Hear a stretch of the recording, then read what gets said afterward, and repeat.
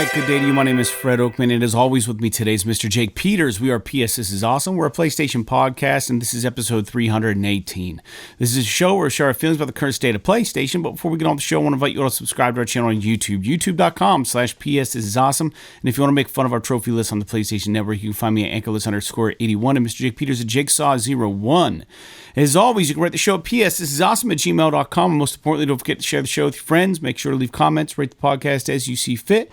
And as a reminder, this is a video podcast as well, which you can watch the show if you prefer on our YouTube channel. So be sure to subscribe to that.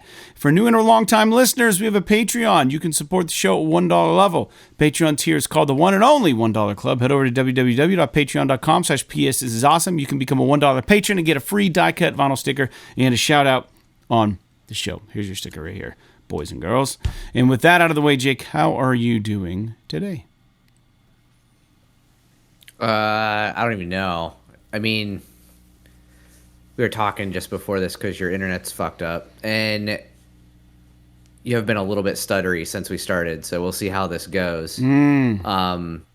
But honestly, doing okay. The weather was uncharacteristically amazing today. It was like 72 degrees and sunny, and so I was thinking about doing some stuff outside, picking up some sticks in the yard and stuff, and then I just decided, like, you know what, fuck it, I've got all summer to do yard work, and so I packed one of my dogs up in the car, and we drove over to the lake and went for a walk, did a few miles walking along the lake, and just kind of enjoyed the weather. So, but other than that, doing okay. I built a wall in my house yesterday, so that was kind of interesting. Okay. Never done that before. I built a wall. We have a closet that's like really long on our second story, and it's got a entrance in the hallway and then an entrance in the one bedroom. And so I built a wall in the middle to basically make it into two separate closets, one for the hallway and one for the bedroom. Mm-hmm. It was kind of a challenge because I had to build a wall and erect it inside of a fucking crawl space of a closet. So I had to like do it in pieces. I couldn't do it in one big go, which is, for those people who don't know, when you build an interior wall in your house, you're supposed to actually frame it up on the floor and then stand it up and attach it to the wall or the ceiling or whatever it is, rather than like building it into like stick by stick as it stands up, because it's not as good that way. Anyway.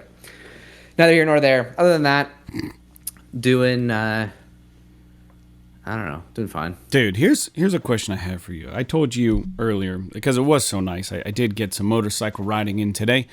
But, so, I also wanted to take a walk. So, I rode out to, like, the Woodcock Dam, and I was like, I'd rather just walk, like, maybe the Ernst Trail. So, I spun around a bit around Woodcock area, and then went back through town and stopped at the Ernst Trail. And I got there, and in the moment, I realized that, like, I don't want to leave my helmet. And I'm like, well, what the fuck do you do? So it's just like, I don't have a lock for it. I don't have a place to, tie it up. The GoPro wouldn't be a problem. But, like, so I sat there in contemplation in the parking lot of the Ernst Trail because, like, I wanted to go, like, I don't know, 2.5 out, 2.5 miles back walking. Just a nice trail. There's no bugs out there right now. The weather was perfect for it. And I ended up not doing it because I didn't want to leave my fucking shit on my bike or available for people to steal. So I ended up driving back to the house, got in my car, and then just walked the fucking Woodcock Dam because the trail was packed anyways when I pulled in there. But what is your solution to this? Like, you have a nice helmet. You have things that you take with you on your moto when you go places. What is the solution to ensure that nobody steals your shit when you go somewhere? Well, most motorcycles, I mean, yours might not have one of these, but most motorcycles have a helmet lock on them. No, mine does not. Where it's like, yeah. Do you know what I'm talking about, though? Yeah, I do. Yeah, it's like a clip thingy. It's like a little basically C bracket with like a little pin that goes in and out that you can open and close with your key. Right. And basically you just put the D-ring of your helmet through there and close the pin over it, and then the only way you can get it off is to use your key. So a lot of times that's what I'll do, but to be completely honest with you, man, just as good, just go to the fucking Walmart and buy a padlock. You could put it through the D-ring on your helmet and then just like over your handlebar or through a piece on your frame or That's whatever. True. I guess I never considered and then, that. You know, yeah, so and then whenever you're not using it, you can either just attach the padlock to a piece of the frame on your motorcycle or whatever you need to do. That's a good idea. If I'm just running in somewhere real quick, I'll usually just carry my helmet with me. Right, but same. like just so I don't have to fuss around with it. But yeah, if I'm going somewhere and I'm just kind of hanging out for a bit, Lock that shit up, dude. usually I'll use that because it goes a long way. And you know, I'm not gonna, you know, my freaking helmet was like $600. I'm not gonna Right. leave it sitting on my motorcycle where someone can steal it. Right. And then if you got a So, camera attached to it, you know, and your fucking Yeah. Bluetooth, you know, talk device, like it's just like God, right there's like $1,000 just Yeah. sitting on your fucking bike. Right. So, yeah, and it's unfortunate that you got to worry about that. You kind of wish people just weren't dickheads, but if someone can just like grab your helmet as they're walking by, they might. And I don't know why anyone would want to stick their head in my fucking helmet. Yeah, it's fucking, Especially after like taking it to the track. I mean, I cleaned the liner and stuff, but like, anyway. But yeah, that's really the only thing you can do is, or you could, if you wanted something even a little bit, you know, the padlock is the smallest and the simplest solution, but you could also, I've seen people get like a cable bike lock and actually put it through the visor of the helmet. Right. So it's like around the frame of cut the the helmet strap and then off. put that Right, around yeah. your bike. Yeah. Right. So, you know, there's a million ways that you can do it, but and if you do have a Bluetooth talk yeah, I device mean, that's into really- it, I mean, if anyone knows anything about anything, you can just yank that out, take out the workings, and just steal that. Well, dude, you've got a Cardo. I mean, those things that thing's easier to unclip and stick in your pocket than your GoPro. Oh, is. you I mean it's just the got- part it's that literally- charges, right? Yeah, you can disconnect that part. Yeah. No one's gonna steal the fucking speakers out of your helmet. If they do, I mean, they can have them. You know what I mean? Like if they're that They're determined. shitty speakers. Yeah, they're never good. They're never as good as I want them to But be. yeah. That's interesting. Yeah. Well, very good, man. Yeah, I just thought about that. It was a thought that crossed my mind because it didn't even dawn on me. And I rolled in. I'm like, I'm going to go for a fucking walk. And I'm sitting there. And I'm like, I don't have a way to fucking clip my helmet anywhere here. I'm just going to go back to the house. So mission failed. But I got a nice ride in. Yeah, very good. So for anybody listening, we are a podcast about video games. So we're going to talk about video games real quick. And the first thing we do every show is that we talk about games that we're currently playing. And I did get a little bit of video gaming in this week. Not as much as I would want to have, but I did get back into Helldivers. I'm now like level 14 or some shit. So I'll say this, like, the game is still amazing, but now that there's so many people playing this game, we're past the diehard Helldivers, right? So now you're just getting fucking thrown into a match with tons of people who have no fucking clue what they're doing because the perpetuation of the interest in this game has grown so much that we're getting just people who don't recognize how to play the game playing the game. So this last match I was in, it was a challenging map that I set up, which are really difficult. You have to work as a team, and you know you're limited on respawns and shit. And I swear to God, whenever any group of enemies would come by, 2 of the 4 of us would just start throwing fucking like orbital strikes down, like where we're standing. Like panicking, throwing shit, and we're just all fucking dying all the time. And then the people who throw it just respawn us. And then, you know, people on the mic are like, "What the fuck are you doing, man?" Like, you know, call that shit out if you're gonna be doing. You know what I mean? Like, and then no one was responding, and then it just kind of turned into. I understand the hilarity of the game when that happens, but like usually the hilarity ensues when everyone's at least like kind of on the same page, but I feel like there's so many players now that people just don't know what the fuck they're doing, and it's making it harder than when I first started the game. So if you're playing the game and you've been playing for a while and you understand how to play the game, find me, because I want to start a group. I know your brother is playing it, Jake, and I don't know if you've gotten back into it, but I know that LJ is playing it, and there's some other people that are playing the game. So it's maybe some Helldivers who have a little fucking experience, you know what I mean? Instead of just fucking, I don't know, man, just causing chaos everywhere for no reason. Like, you got to plan these missions, and you got to, like, do them right, you know what I mean? So it's so frustrating, you know? I don't know, but I do still love the game. I enjoyed what I played of it. I probably played about an hour and a half, hour and 40 minutes of it today. It was good, but I do want to play with people that I know. So that's my Helldivers update. I think that is the game. There's a news point that it had 800,000 concurrent players recently, which is just bonkers. That number is just ridiculous. So you can only imagine how many people are jumping into this game that don't really have a true understanding of what it's about and like how it works and the friendly fire, and like are just dicking off, you know what I mean? And it's kind of annoying. So when we had a core group of people who really loved the game for what the game was, I think that was a lot of fun. But now I feel like it's a bigger pool of people. You're going to get different kinds of gamers, way more different kinds in your squads. So that kind of sucks. Jake, what are you playing?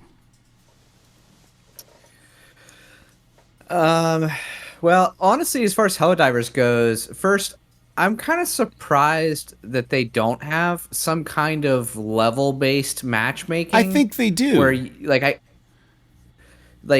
would think that would at least give you some sort of indication of their experience with the game. Yeah.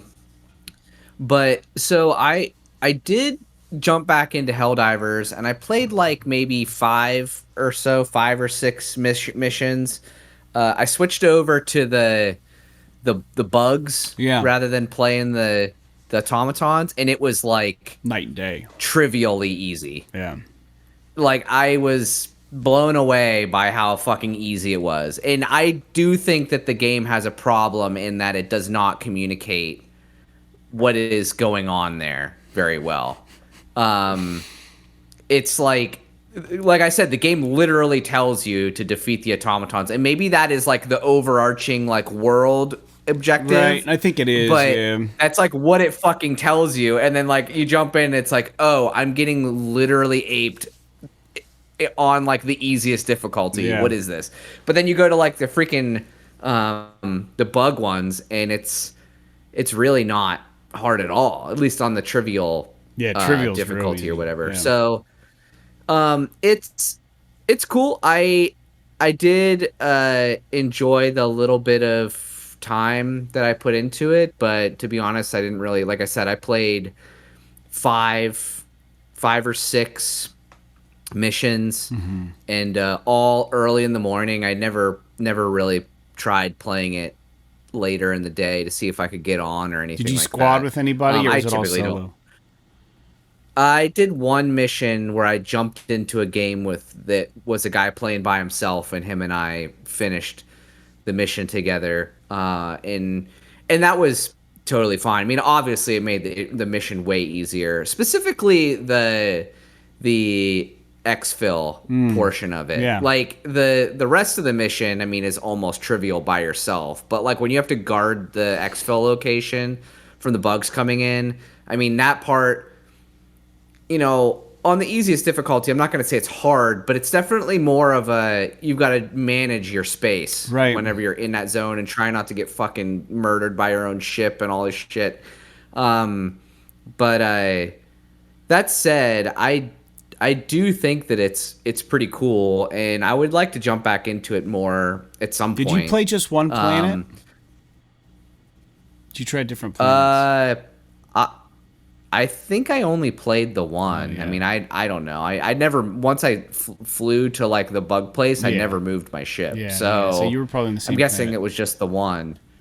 But there was a couple of different biomes on the planet. Like one of them was like super hot, and one of them was like more tropical kind of. I don't know. I don't remember. But it seems cool. I'm actually shocked that there isn't more like microtransaction-y type Yeah, they stuff did in a the great game. job with Like it. you would think that. Well, I mean, I'm just thinking from a live service perspective, you would think they would want to have more stuff in there for you to get. Not that they should be shoving microtransactions down your throat, because you can buy all this stuff with money you earn in the game. Correct. But like, you would think that they would want to have more things for you to buy to incentivize people to go spend money on the currency that they could then buy the armor or whatever the fuck they're gonna buy. But I have really no problems with it either way, because I'm not gonna buy freaking in-game currency or whatever. Right. But to be honest, what I've been playing the most of is Final Fantasy VII Rebirth. I picked that up at launch and have been playing it. I don't know that I believe the in-game clock, because I started playing it on Thursday and it already says that I'm like 10 hours into it, which to me seems like a lot. But I mean, I guess it's possible.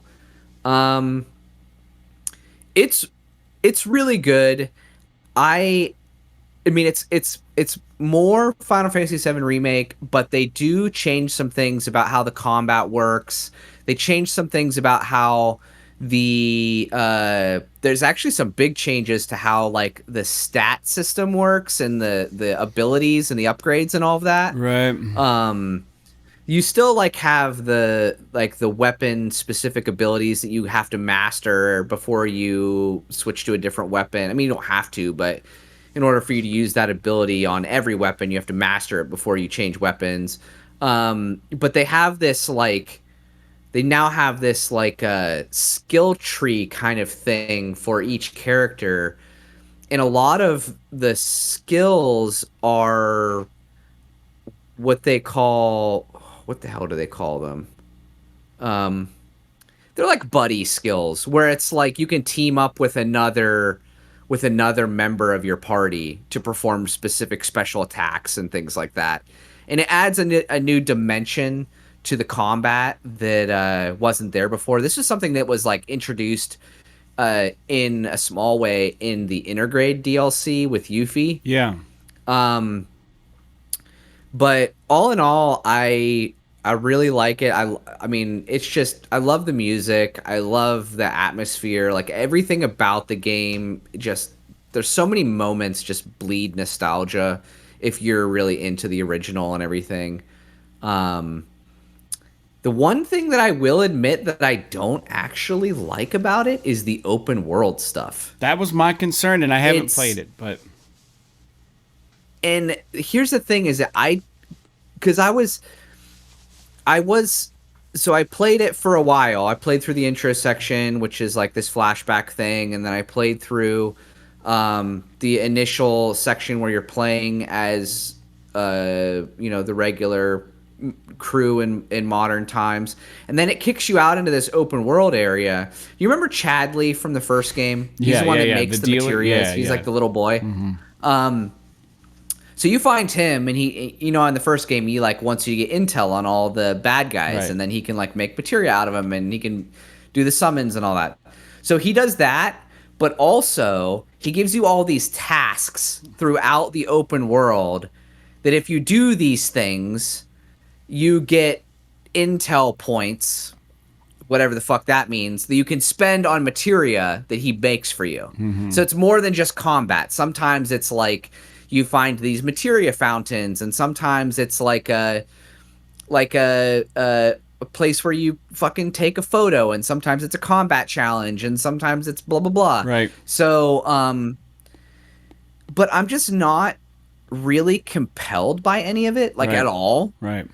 And so they do make it a little bit nice because you have a chocobo and you can like run around with the chocobo, and there's some like aspect of that that's kind of neat. But I was like, Sarah was like, you seem to be complaining a lot about this game for saying that you really like it. And then I was thinking about it for a second, and then as soon as I like cleared out that area of all that shit and I started the next story mission, I was immediately 100% back in. Huh. So I was like, and I love like even like the like I'm on this place. If you've played the original game, there's this place called the Mithril Mines where you have to like go through this mine section, and I'm doing that right now. And even that, where you're like trying to solve the puzzles to get through the mines and fighting all the bad guys that are down there and all that stuff. Like, I really like that because there's like a focus and a purpose to all of it.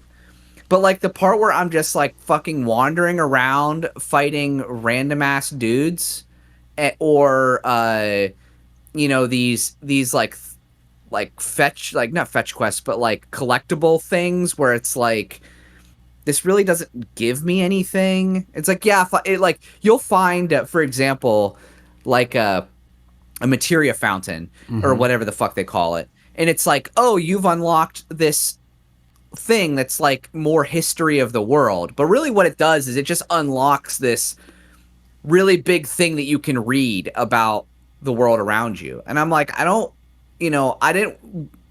Like, I would rather this quest actually tell me a story rather than me go basically scan a fucking fountain and then now I unlocked essentially a newspaper worth of fucking information that I have to read to tell me about the world. Like, there's something about that part of it that it just doesn't really jive with me, and I could see myself just sort of mainlining the game.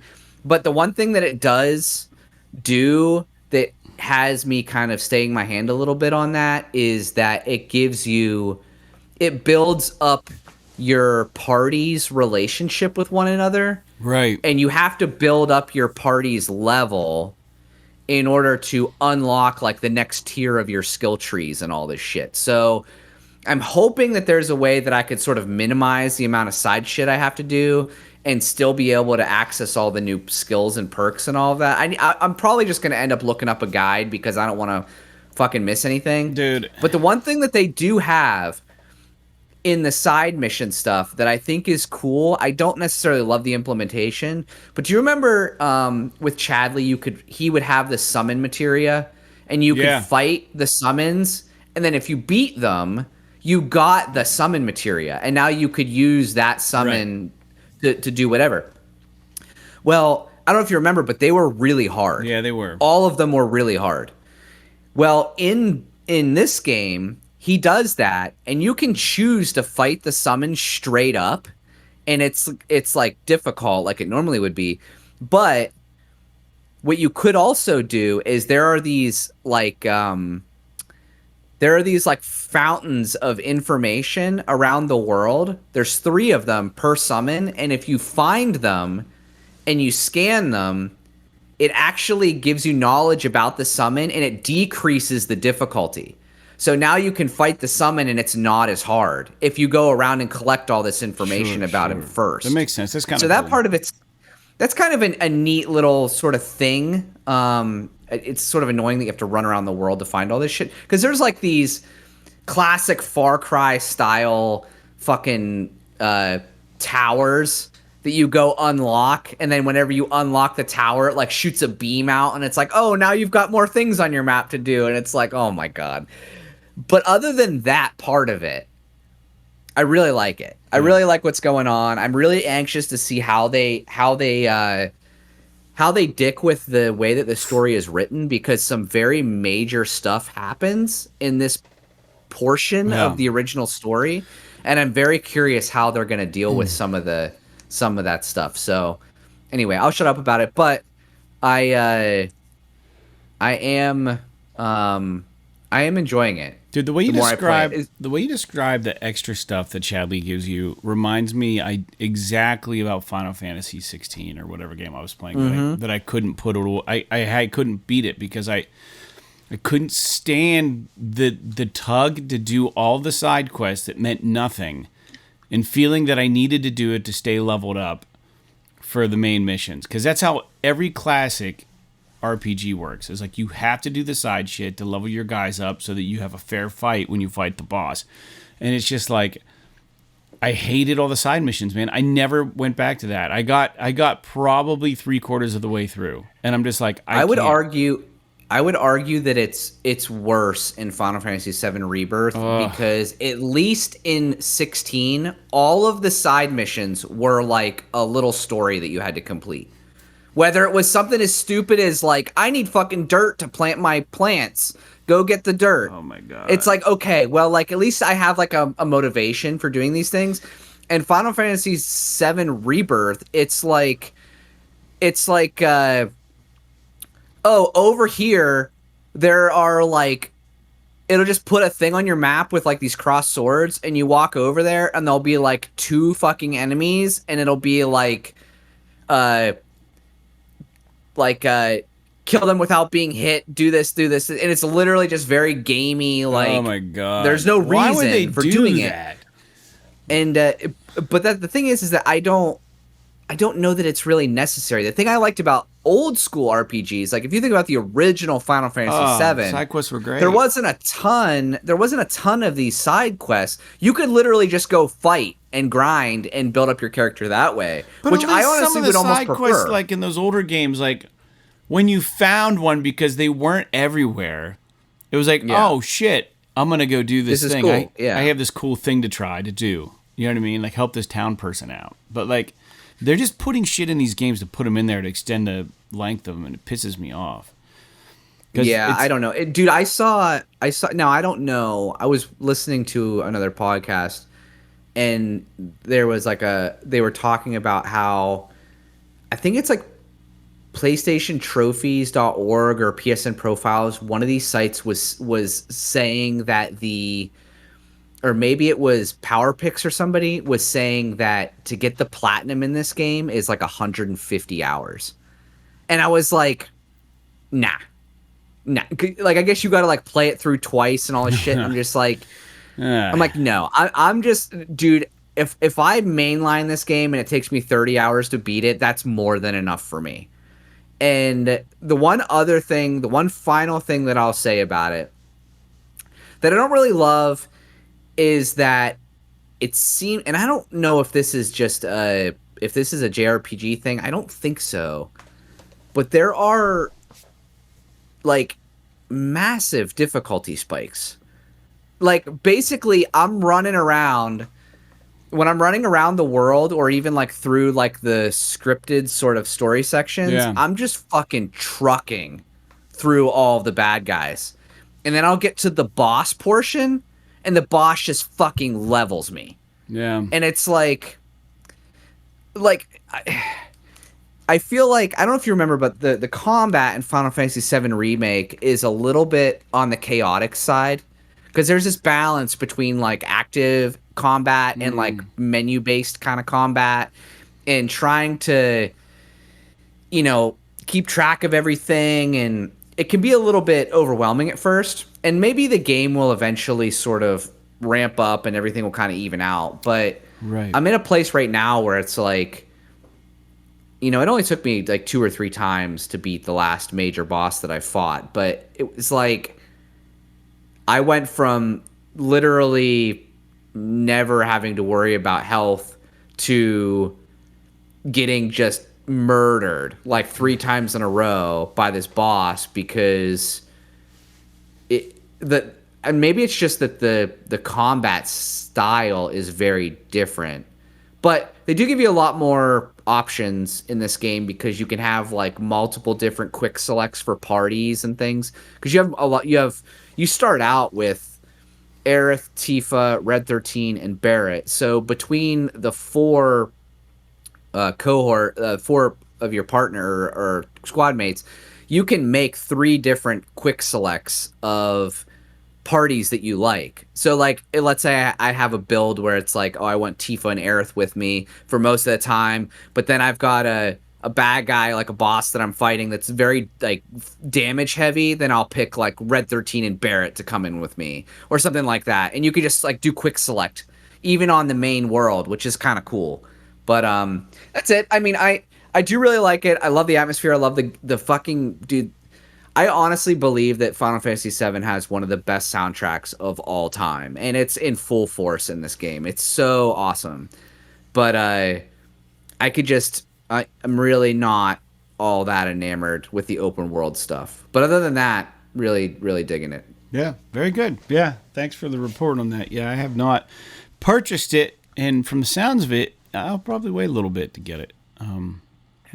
I don't know. Yeah, if you didn't like Final Fantasy 16, you're probably you're probably, I'm not going to say you wouldn't like it, but it would probably behoove you to wait until I get through the game to see if you actually need to do the side content. Right. And then I would just say, like, if you don't need to do it, maybe just fucking bulldoze through the game, because it's probably still going to be, like I said, 30 hours long. Oh my God. And you don't have to play any of that stuff. You can just play the good shit. Right. Which is which is what the game should be, is just the good shit. So I agree.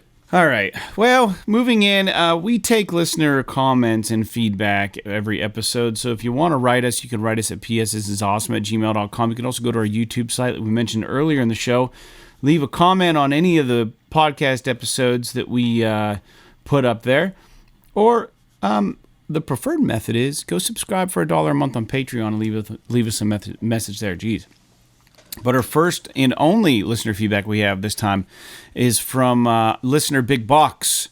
And Big Box writes in about Helldivers. He says, fellow Helldivers, am I crazy for thinking Helldivers 2 is going to have a, parentheses, smaller PUBG-like influence on the industry? It's essentially a player versus enemy battle royale.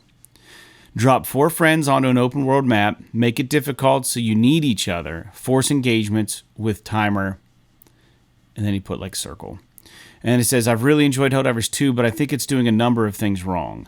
Could you see a few other studios look at that formula and try to take it to the next level? Big Box's main complaints, he writes, are objective variety is lacking. Traversing the map becomes boring after you've unlocked your stratagems and weapons. Planet drop screen could be more strategic and fun, and weapon and stratagem balance is terrible. Are we going to get a Fortnite, Apex, and Warzone type wave after Helldivers 2? This is a really interesting question, and I can't imagine a world where we don't see clones of this game at this point. I am surprised nobody has tried to clone the original Helldivers before Helldivers 2 came out, because it is essentially the exact same game, just displayed in a different way. Maybe a few nuts and bolts to it. Jake, what do you think? Well, twin stick shooters are never going to be popular. So I mean, in the massive sense, like the original was a twin stick. Right. I'm not surprised they didn't copy the first one, but it'll be interesting. I don't know. I think the powers that be are probably sitting on the edge of their seat for a little bit longer to see if there is I think what's going to happen is because game making is so risky right now, I think a lot of these powers that might want to greenlight a copy of a game like this, they're going to wait to probably see if the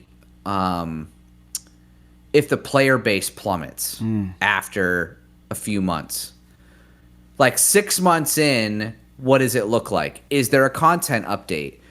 You know, if let's say the player base drops a little bit and then there's a content update and they see the player base spike again, and it seems like it's a relatively consistent kind of thing, it's not just a zeitgeist thing. People want to actually engage with something like this for an extended period of time.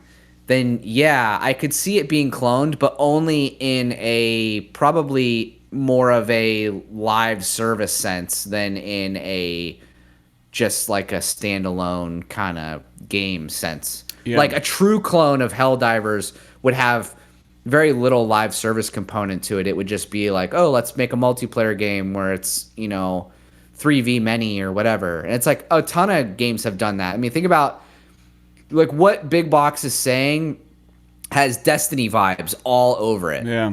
Where it's like, yeah, how many of the same fucking strike are you going to do over and over again? How many of the same fucking, whatever little mission over and over again where you got to collect all the widgets? And it's like, you're fighting the waves of the bad guys that you fought on the same planets over and over and over again. But you're chasing the points and the level ups, right?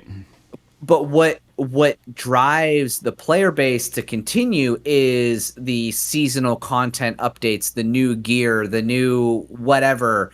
And it's like, yeah, we've been playing the same fucking objectives over and over again, but every now and again there'll be like a themed seasonal update, and yeah, there might be a few like unique story missions that they add as part of that.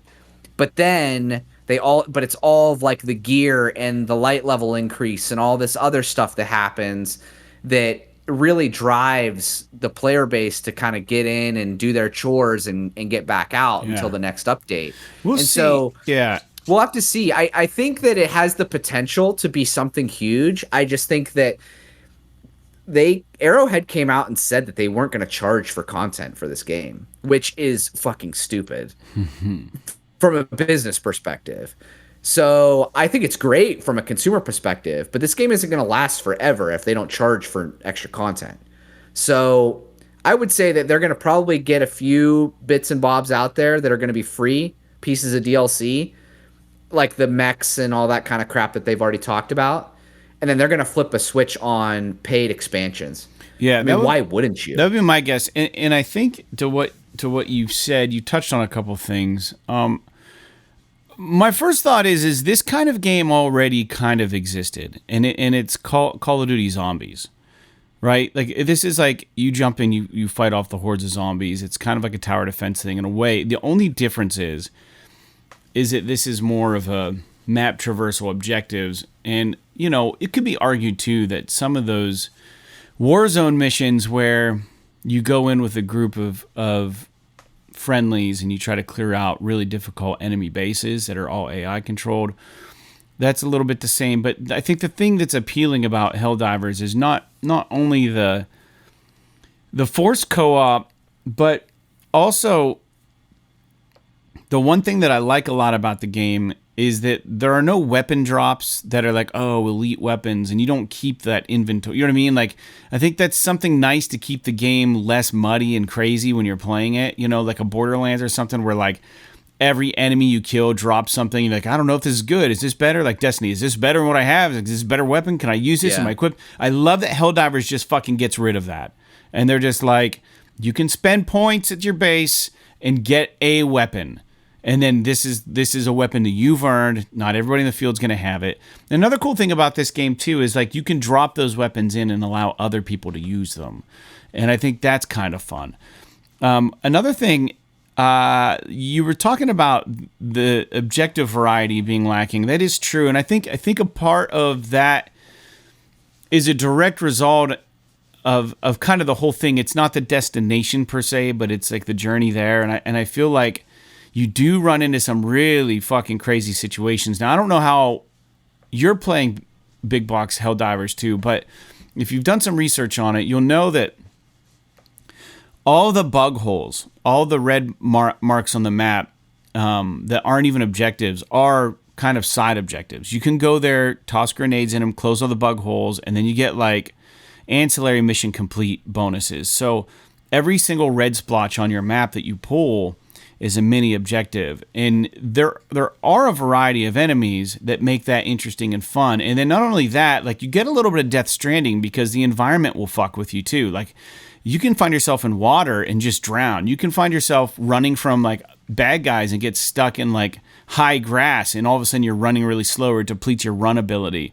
So like there's a little bit of like environmental challenges, and I think these maps are being procedurally generated, which makes the replayability kind of fun. But the overall main objective in the games in each match, there are lacking, but I believe that those would be really simple for them to patch in as additional add-ons.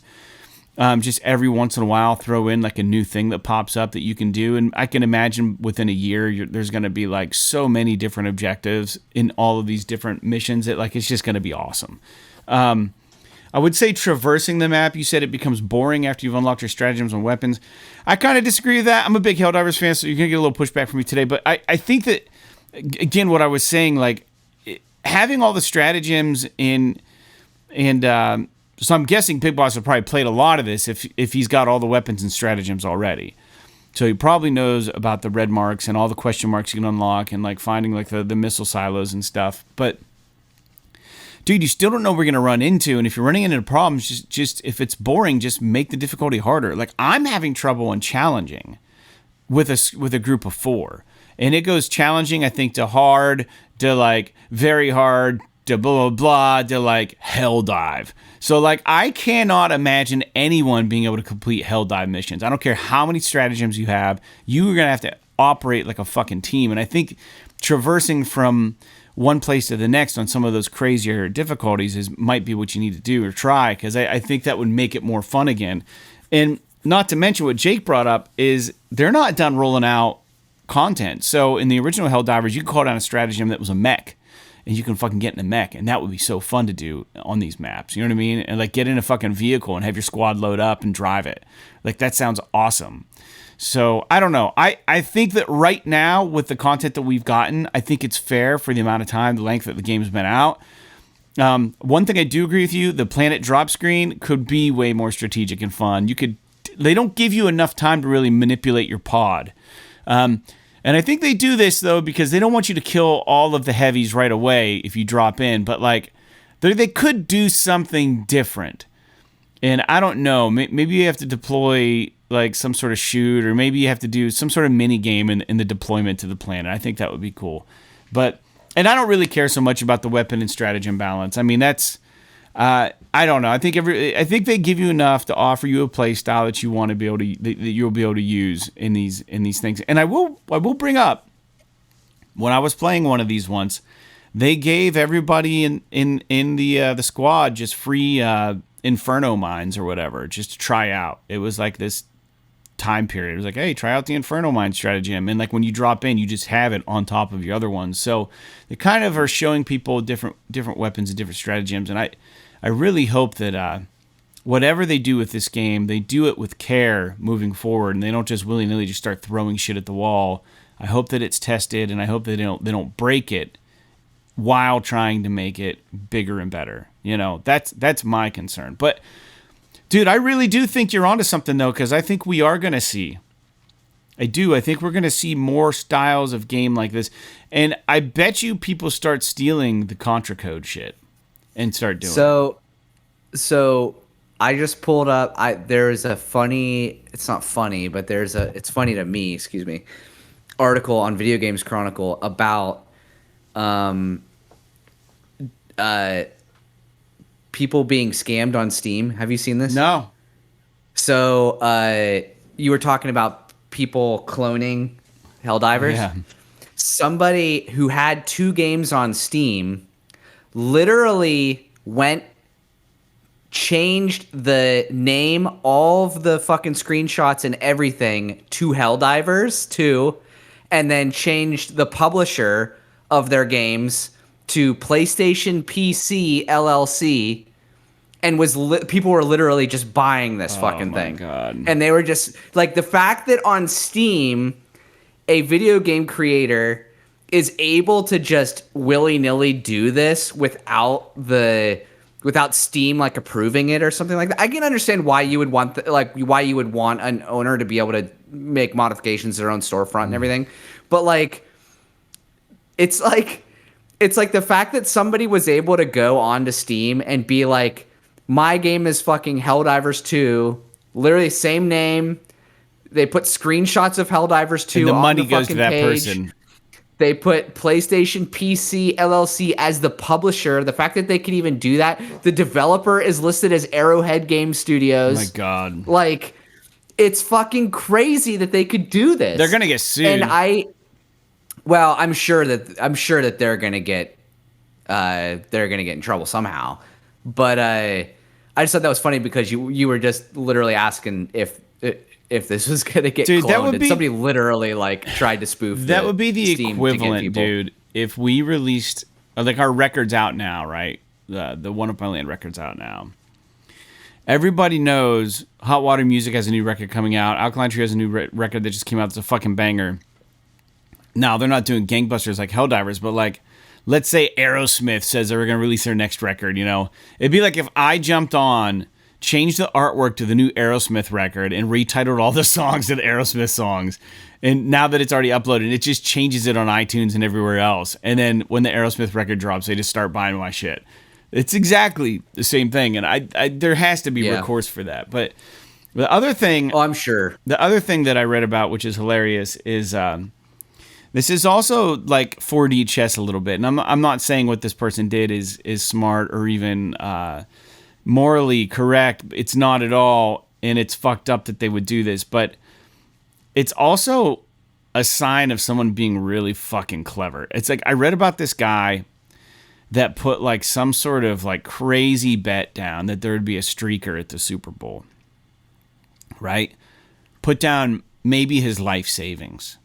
And the odds were so bad. But then he fucking goes to the Super Bowl and streaks. And he got like a $10,000 fine, spent a little bit of time in jail, but made fucking buku money. So like it's like fucking, I don't know, you know, play, you know, make your own fucking luck, dude. You know what I mean? Like, I don't know. There is something to be said about the smarts behind it, but like, and I don't think the guy got in trouble. I think he got to keep all the money. There's nowhere did it say that it couldn't be him. He just bet that there would be a streaker at the Super Bowl, and he just fucking did it. And he made some that's really weird. You would almost think that there might be some kind of like insider trading-esque sort of like thing. And I bet after something like that happens, these sports books probably fucking shore up their, you know, their terms just to affect these kinds of things. Because like, I mean, think about it though, like who's gonna do that? I mean, that's like, it's obviously pretty fucking smart. It happened, right? Like if you think about it, it's like, okay, well the odds are 1,000 to 1, right? And you put $10,000 down, yeah, and then you're like, fuck it, I'll be registered sex offender and fucking spend, you know, get a $10,000 fine, but I made, you know, whatever, $10 million on this or whatever the fuck it is. Yeah, and then like if anyone says, "Oh, you're on the sex offender list," be like, "Yeah, that was me, the guy who streaked at the Super Bowl," and then everyone gives you a fucking pat on the back. Oh, that's fucking hilarious. You know what I mean? It's not even a big deal. It's just like, God damn, it's so smart. I mean, I think that there would be a lot more consequences than that. But yeah, it does sound like a. I mean, it's pretty funny for sure. Some fucking 4D chess shit, man. Yeah, I don't know, dude. Anyways, let's move on, dude.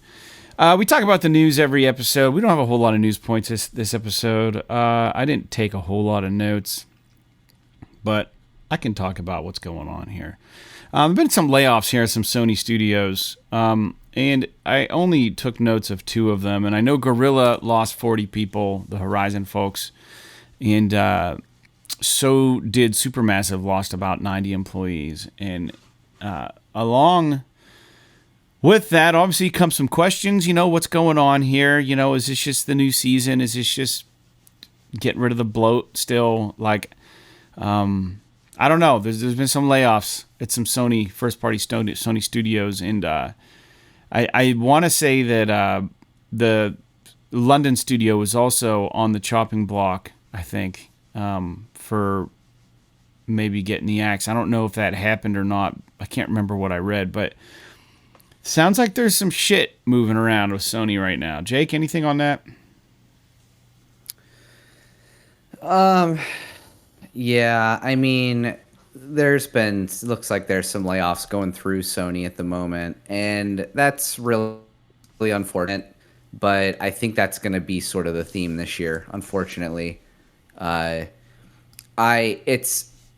Election, I mean, obviously we're suffering from the aftermath of COVID and inflation and all this other shit that's happening right now, but on top of that, it's a fucking election year, which is always volatile from an economic perspective because companies are holding firm to see who's going to get elected because it definitely affects what fiscal policies are made and all this kind of shit. I mean, it's all bullshit, but like, you know, it's definitely definitely affects the industry, and for some reason video games are especially hard hit right now. And I think a lot of that is, honestly, a lot of it is the regular election cycle, inflation type shit. But a lot of it is just these companies overhired during COVID because of the bubble that happened, because everybody was at home.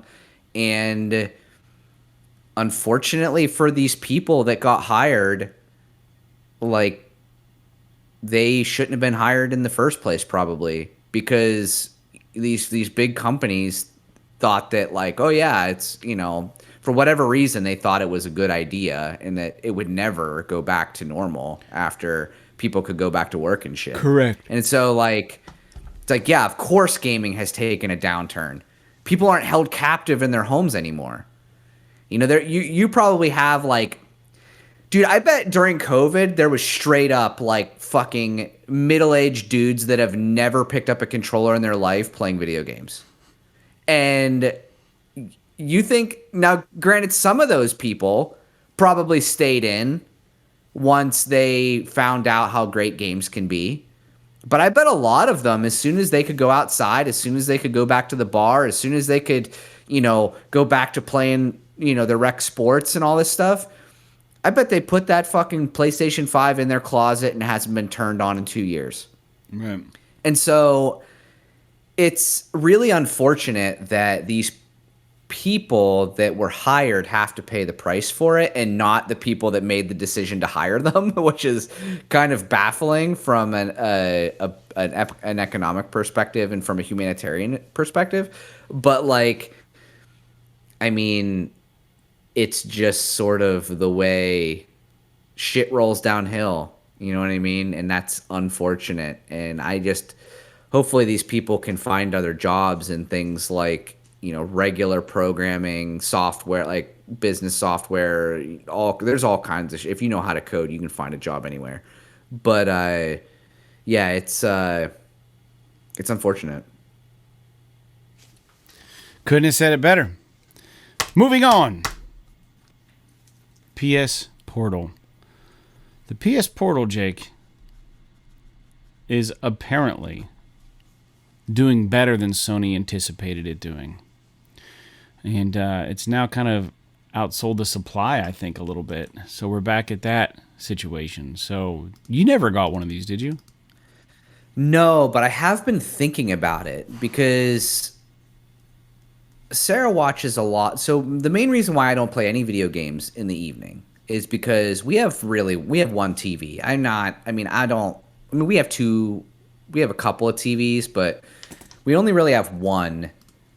We have one in our living room, and that's the one that is our 4K TV that my PS5 is on and all of that. And since Sarah and I always spend our evenings, we're both pretty busy with work and all that. So we always try to spend our evenings together. And I'm not going to make her sit there and watch me play whatever fucking video game I'm playing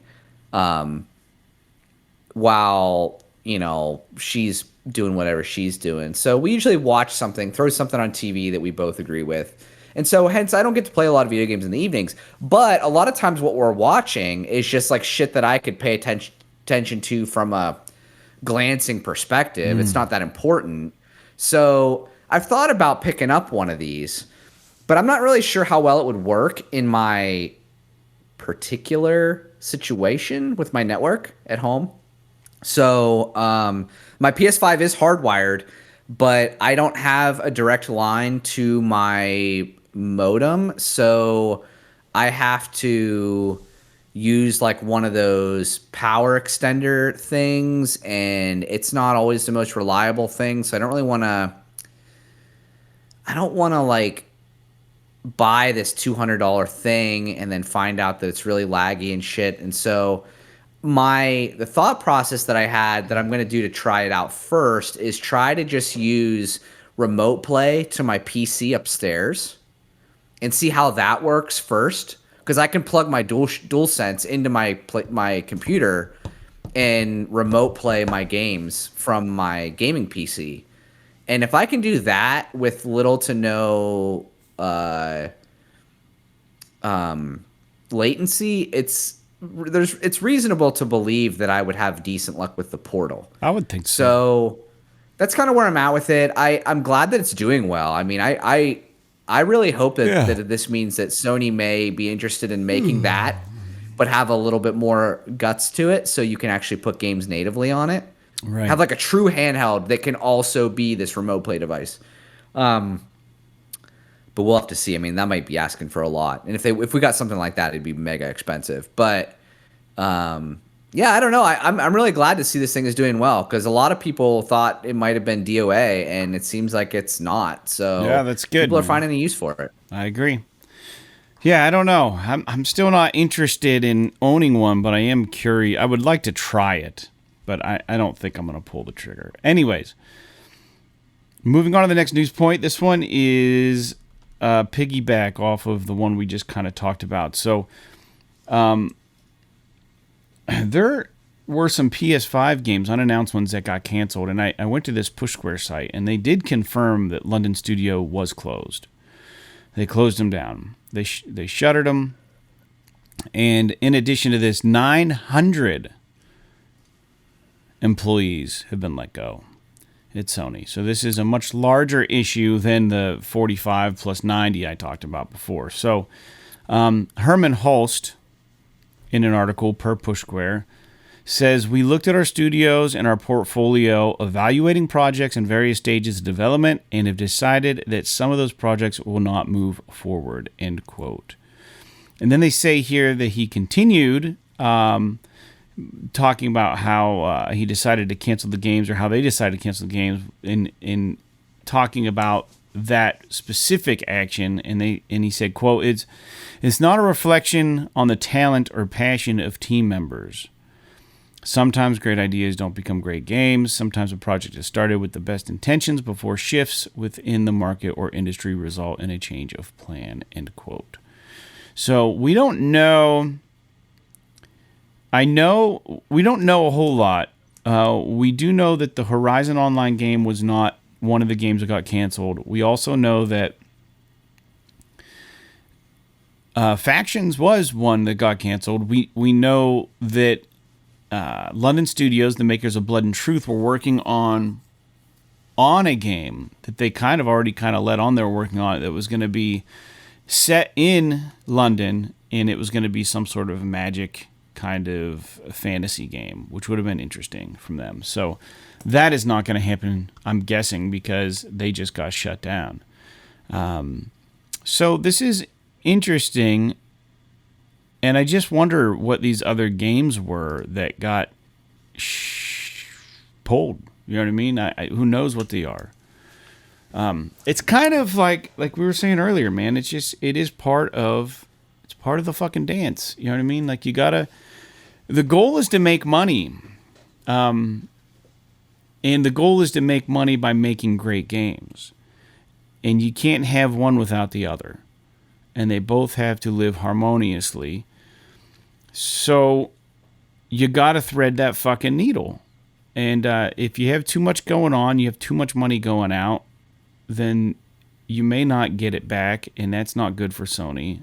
And you got to be selective about the shit you put out and really comb over this shit. So they have a plan. I'm sure they're really happy with how Helldivers is doing, but I don't know what their cut on that would even be, because I think the game it's a third-party game. Arrowhead's not Sony owned, but it was exclusive to PlayStation. So I don't know how much money they're getting from this. And I bet you they're fucking kicking themselves in the ass for not just buying them before this game came out. But, do they need to acquire more studios? One would think no, since they're letting all these people go. You know what I mean? Like, maybe this is a move to get some money to acquire a company like Arrowhead now that's doing really well. I don't know. I would argue that Arrowhead probably hasn't quite shown enough yet to be considered to be purchased by Sony. I mean, when the game released, there were all kinds of server issues. The game was glitchy. They've done a really good job cleaning it up, but Sony should have supported that server shit instantly and gave them more space. But it seems like everyone had a little bit of doubt about Helldivers 2. and the game superseded any kind of doubts or expectations. So I don't know, Jake, what's your take on this? Laying off tons of people, canceling unannounced games. We kind of already touched on the layoffs, but like clearly this isn't just a reckless decision. Yeah, it really is a bummer. I mean, I know you really liked Blood and Truth. It would be cool to get like a port of that on PSVR 2, specifically because I never really played it. I mean, I played that one mission at your house, and it was pretty neat, but I think it'd be cool to see it with up-res graphics and the new Sense controllers. You don't have to use the shitty Move controllers and all that. Mm-hmm. That would be pretty cool. But ideal. As far as the canceled games go, like, I don't know, man. I mean, Sony's pretty good, has historically been, I don't want to say that's the case here, but they have been historically good with what should be released and what shouldn't. I mean, think about the last game that Sony released that was like straight up not good. I mean, the closest thing I can think of is maybe you could say Days Gone, but that was mostly because it was it didn't run very well when it came out. And before that, maybe The Order 1886. And I would argue that both of those games, while they weren't, 10 out of 10 Sony experiences, they were still, from a presentation perspective, they were still AAA games. Yeah. And like, for example, Days Gone was fixed almost immediately after launch. And The Order, I argue, in hindsight, isn't as bad as people say it was. It just was not very long, and it should have been longer and had a little bit more content to it. So I would say that if Sony is canceling these games, it's because they don't have as much margin for error as they once did. And so they're looking at him and being like, is this a fucking banger? No. Put it on the back burner or just cancel it. Or they could be games that were in pre-production that maybe never even got that far. They could be some of these live service games that they were going to, just kind of, where they're just throwing shit at the wall. And it's like, well, it's not worth it for us to invest in all of this live service stuff that's going to require extended content updates and all this kind of crap. Let's not, waste our resources there. So it's a bummer, obviously. It would be cool to know what these games were, but we never will, more than likely, just because they might decide that they want to reuse them later. Mm-hmm. So why would they announce, if something that was, potentially canned? Because then there's like a whole thing if they, reuse it just from an optics perspective. But yeah, I will say that it's a bummer, and I hope that this just means that the games that do come out are just that much better because they're focusing their resources a little bit more.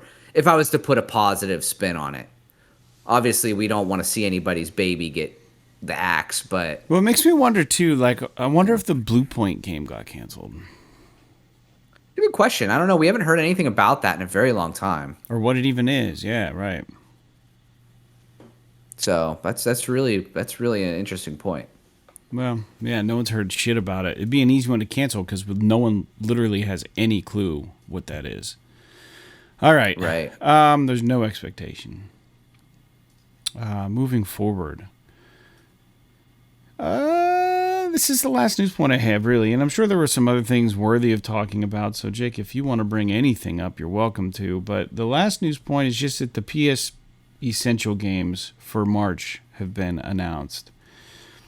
And there's 4, which I thought was interesting. They've been leaked, so maybe there's not all of these, but Sifu F1 2023, Hello Neighbor 2, and Destiny 2 The Witch Queen will be coming out in March for PS Plus Essentials. So if you remember, make sure you grab them before they're gone. I like the idea of Sifu being on there. That's a game I wanted to try. It's a game I never bought. And while Destiny 2 is a lot of fun, it handles great. I don't know. I might even have the Witch Queen. I have no idea what I have for that game. I got in, I fucked around a bit, and then I just kind of threw it down. Yeah, I have Witch Queen, and my problem with that game is everyone talks about, oh, the Witch Queen is like the best, quite possibly the best story that's ever been in Destiny. But for me, it's like I can't fucking follow any of it. I'm so far behind on all of this shit. Everything that they're saying is gibberish to me. It's like, yeah, like the missions are cool and like it plays good, but like I don't know what the fuck's going on. I don't know if this is important or not. It doesn't have any impact on me whatsoever. It might as well be in a different language. But it's Destiny 2, so it is good and it is fun to play. I'm with you on Sifu. It doesn't really seem like a game for me, so I probably won't even try it unless I'm really bored. F1 23, I mean, that's a popular game. People are going to be stoked that that's coming. I am a racing fan. F1, I'm more a fan of motorcycle racing than car racing, but F1's interesting to me. I don't know if it's something that I'm all that interested in playing in video game form, but it might actually be really fun. Because like one of the things that I really liked I liked MotoGP, the games that I played there, but a motorcycle is so hard from all of like the leaning and the traction and all that shit, it's so hard to translate to a controller that it was very difficult to play.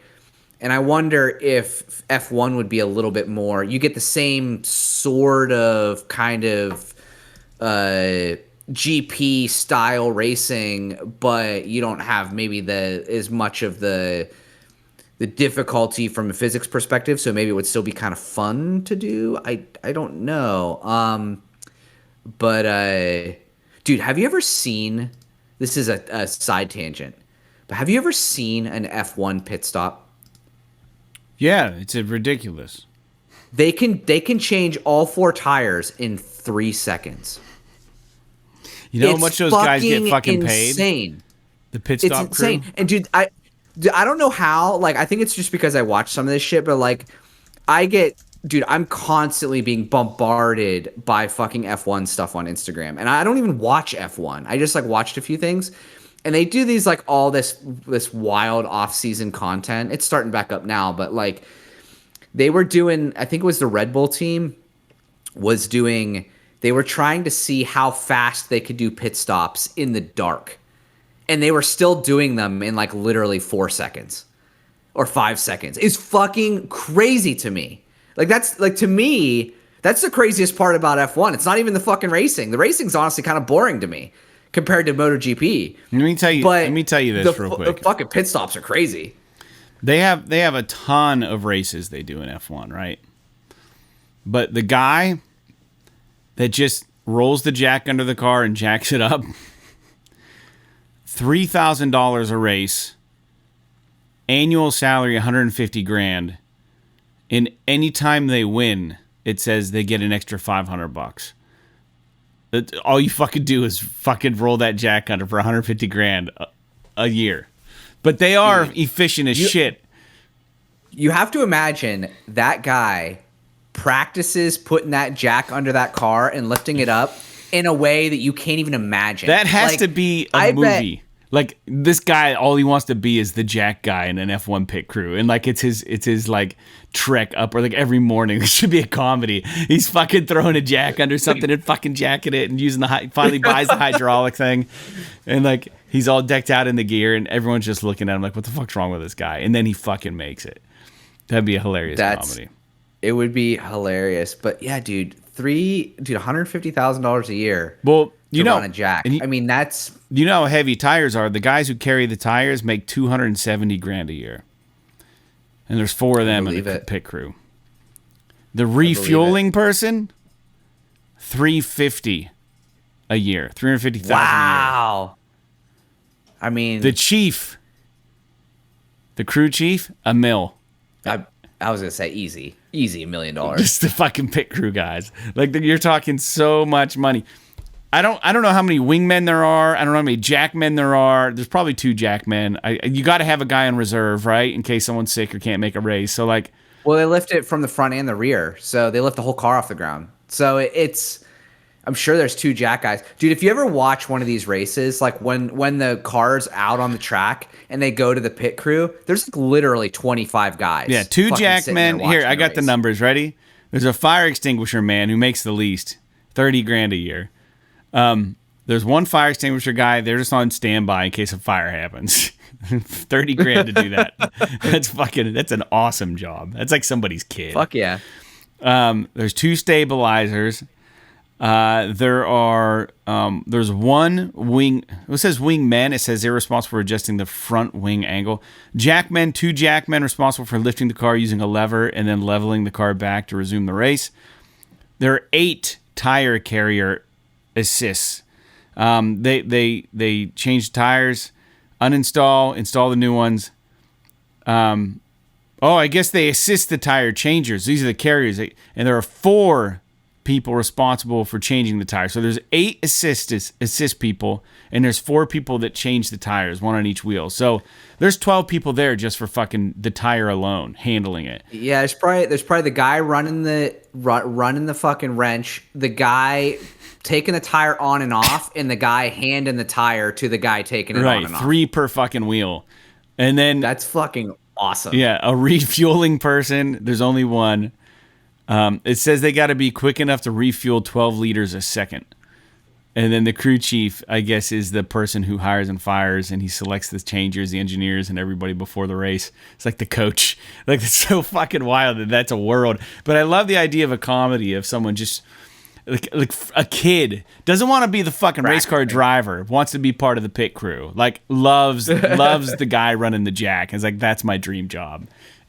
I love that. Just the fucking money that just gets shat out at these fucking race events is crazy. I can't even imagine, dude. Let alone what the drivers get paid and like all this shit. I mean, it's wild. Yeah, and it doesn't really seem to matter so much if they win or lose. They're all making good money regardless. It's a pride thing, dude. I mean, just to be at that level is a achievement. You come in fucking last, it doesn't matter. Dude, if you're racing in F1, I think there is a problem in F1 with like nepotism where like people that aren't great are getting in cars and stuff. But like on that level, and obviously there's an issue right now where like one guy is winning every fucking race. So it's like, it's kind of boring in that regard. Yeah, man. They need to implement weapons on the cars. It would be, just twisted metal it up a little bit.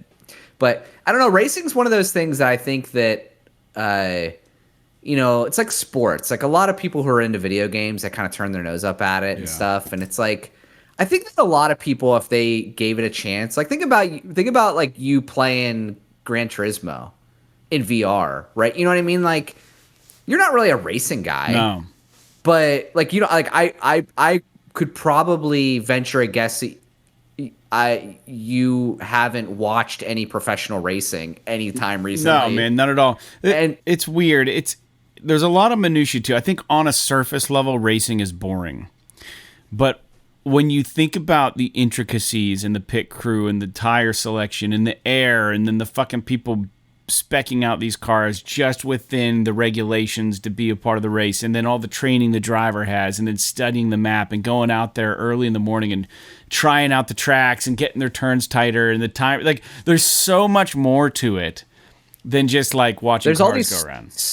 There's like storylines and drama and all this other shit too. Not that like that should be why you watch, but it does add to the product. And the thing about F1 that's cool is that the broadcast has access to the radios in the drivers' helmets. Mm-hmm. So like you'll be watching the race and it'll just be like the fucking driver screaming at the crew chief and shit, like, cause something's wrong on the car or something. Like it's pretty crazy. But That's awesome. yeah. I was gonna say lastly about that. To segue back into PlayStation, have you watched the Gran Turismo movie yet? Because I think it's available for I streaming. haven't. I really do want to watch it though. Do you know what streaming service? I can look it up real quick. Where to watch Gran Turismo streaming? We'll let the listeners know. It's available on Netflix. It's available on Netflix is the only place for free. You got to have a subscription. Okay. But Apple TV, you can rent it for $6. Amazon Prime, $6. Google Play, $6. Vudu, it's $15 probably to purchase. But Netflix, I'll have to try that out. Yeah, I have to try it. I'll have to give it a watch because I did want to see it. Yeah, I've heard it's pretty good. Yeah. All right. Well, let's move in lastly to new games coming out this week. Every episode, if we have access to them, we talk about the new games hitting the PSN. This week is no different. My favorite game is called Bang on Balls Chronicles. That's coming out March 5th. That's why I was snickering, because that was the first thing I saw was that fucking title. I was like, what is this Bang game? on Balls. Classified France on PS5, PS4. Expeditions, a Mud Runner game, PS5, PS4. Mediterranean Inferno, PS5, PS4. Shadows over Loathing, PS5, PS4. The Outlast Trials on PS5, PS4, which I hear is pretty decent. March 6th.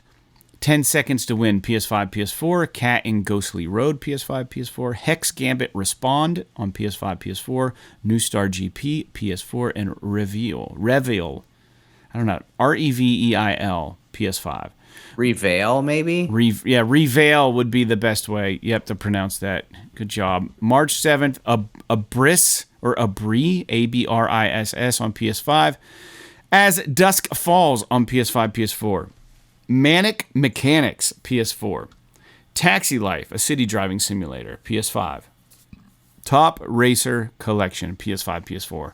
And lastly, on March 8th, we're getting AKR on PS5. Unicorn Overlord, PS5, PS4. And WWE 2K24, PS5, PS4. I heard the Unicorn Overlord battle system is kind of complex. Yeah. But I mean, it looks cool. I don't know if it's something that I'm really anxious to pick up. I might watch some content on it or whatever. But yeah. If you're curious, Bang on Balls is bang -on space balls. So it's not that you're banging on balls. It's that you have balls that are of the bang on variety. He's not wrong. Just throwing that out there. Unicorn Overlord looks Vanillaware games. Just their art style is just fucking great. So I am really really anxious to see how that does. Just because I was gonna do the demo. Like I said, it doesn't mean that I'm gonna play it, but I am kind of always curious as to how one of their games is gonna do. Mm-hmm. And then. Yeah, I don't know that I really have. As Dusk Falls was that game that was like a Game Pass exclusive or something like that on Xbox for a while, and now I guess it's coming out on PS5 and PS4, which is good. It's like a narrative kind of walking simulator kind of interactive drama kind of thing. I don't know if it's if you walk around at all, but it's like a narrative interactive drama thing. So, and I heard it's pretty decent. Not really a game that I'm interested in playing, but yeah. Very good. All right. Well, that's it for the show.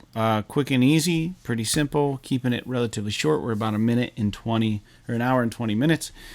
Thank you for tuning in to PS. This is awesome, episode 318. We'll be back next week. We air every Wednesday. If you are a subscriber to our Patreon, you can have early access, most likely each week by Monday or Tuesday, a couple days early. Jake, do you have anything you'd like to say? This fucking this Bang on Balls game. Sorry, I'm still on this. It's on Steam, and it has 3,386 reviews, overwhelmingly positive for Bang on Balls. Just throwing that out there. You know, all those were people who were lied to that thought it was going to be porn. And they thought it was going to be Helldivers pornography. And they were like, well, shit, I'm not going to be the only one that gets fooled. I'm going to give this a great rating so someone else fucking buys this shit. I wonder what the hell Bang On... What is Bang On? Speaking of pornography, dude, Tifa's titties are fucking huge. That's what I told you last episode. But I maintain that I don't know that they're any bigger than they were in the first game. I think that they are just fucking huge. And that's okay. Dude, Bang On Balls is apparently actually really good. The description is... Bang On Balls Chronicles is an oddball of a 3D platforming game with a collectathon spin. Become a reckless hero as you do missions, collect items, and search for secrets rolling through various inaccurate historical events. Cool. 10 out of 10 on Metacritic. There you go. Well, someone gave it a 10 out of 10 on Metacritic. I don't know if that's the score. It's got an 86 on Metacritic. 86 Metascore. Bang On Balls, dude. Who would have thought? That should be the new title. The today's episode is called Bang On Balls. That would be a great punk rock song or something. Yeah. Well, Paul Dean just tried to call me, so I got to see. He never tries to call me, so I got to call and see what the hell's going on with him. Hopefully everything's okay. Yeah. Let me let you go. Jake, do you have anything for the listeners? Nope. Be safe out there. All right. Yep. Get the fuck out of here, guys. We'll see you next week. Thanks for tuning in. Hold on, assholes. Where'd it go? Like a Plague Tale Requiem, A Space for the Unbound, and a Briss. P.S. Yes. This is awesome. This is awesome.